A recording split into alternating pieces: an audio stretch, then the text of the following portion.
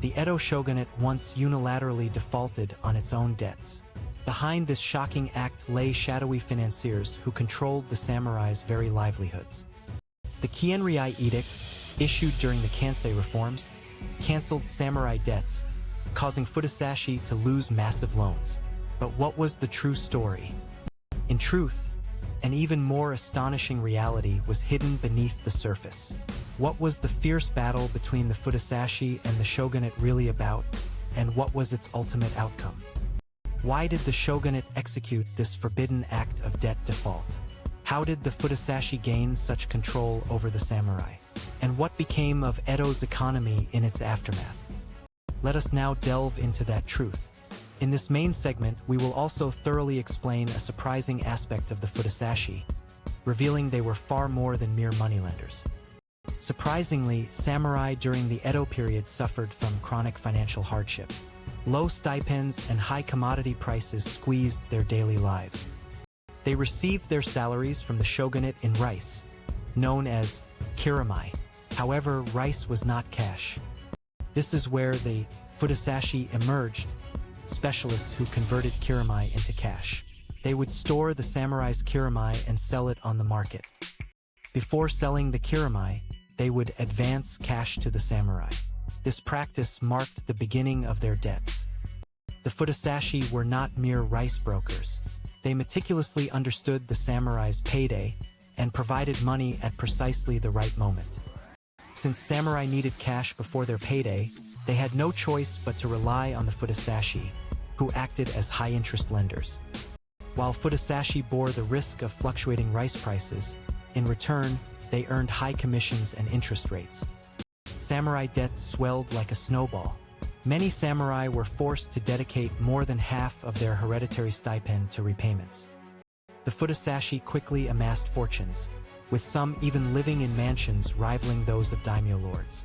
The rise of the Fudasashi was profoundly reshaping Edo's economic structure.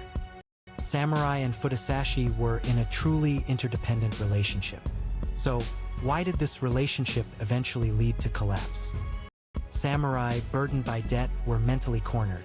Some were even said to have committed seppuku due to their financial struggles. The prosperity of the Fudasashi was built upon the samurai's plight. As a result, the authority of the samurai was declining across society. The shogunate could not silently ignore this grave situation. Samurai formed the very foundation of the shogunate.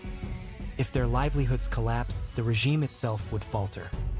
Therefore, the shogunate initiated several relief measures for the samurai. From the late 17th century, debt relief orders, similar to tokusuryai, began to be issued. However, the Fudasashi were geniuses at finding loopholes.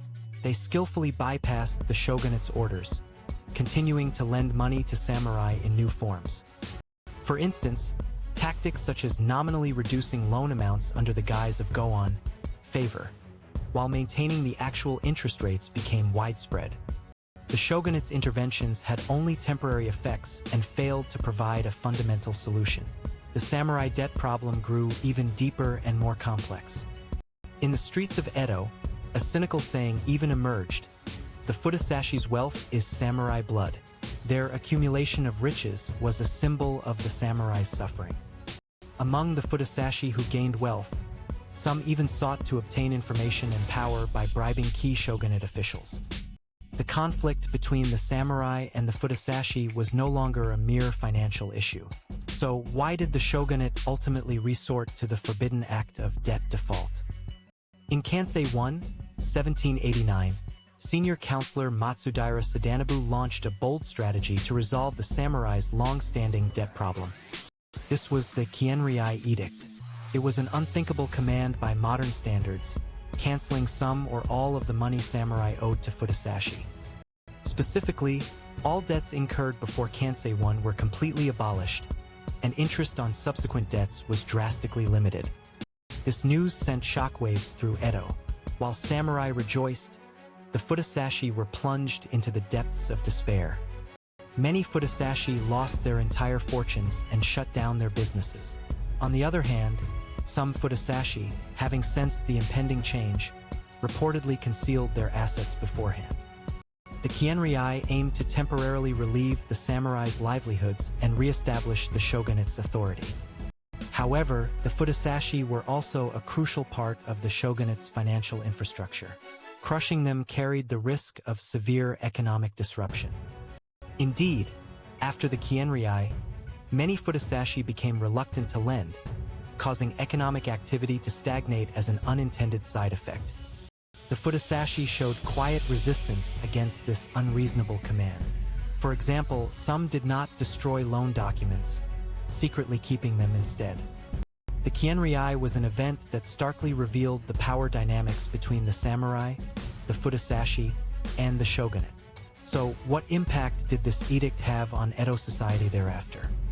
The Kienrei certainly restored the samurai's finances temporarily. This allowed the shogunate to regain the loyalty of its samurai.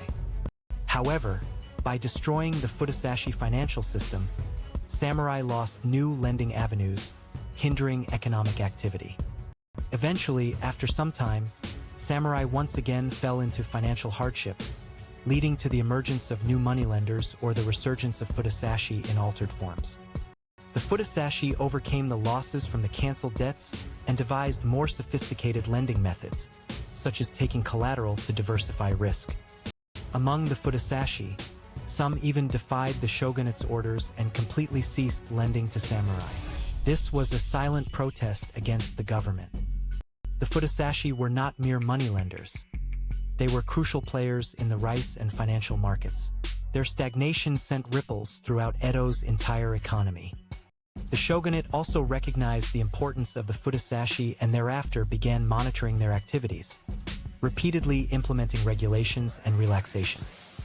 The Kienrei can be seen as the shogunate's last resistance against a situation where the social hierarchy of samurai and commoners was on the verge of being overturned by economic power. Nevertheless, the Fudasashi continued to exist until the end of the Edo period, remaining the hidden protagonists supporting Edo's economy. Their presence evolved with the times.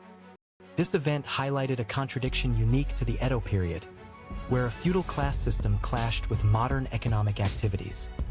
The shogunate carried out the forbidden debt default because the samurai's destitution posed such a critical threat that it jeopardized the shogunate's very existence.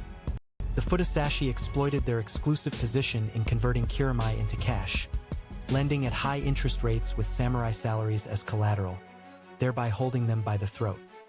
Edo's economy experienced temporary chaos after the Kienrei, but the Fudasashi persisted in altered forms, and the samurai's chronic financial struggles were never fundamentally resolved. The history of the Fudasashi teaches us about the complex and real human dramas woven by social hierarchy and economics. Perhaps economic principles relevant even in modern society were indeed alive and well in the distant Edo period. History still hides untold stories. Subscribe for more forgotten history.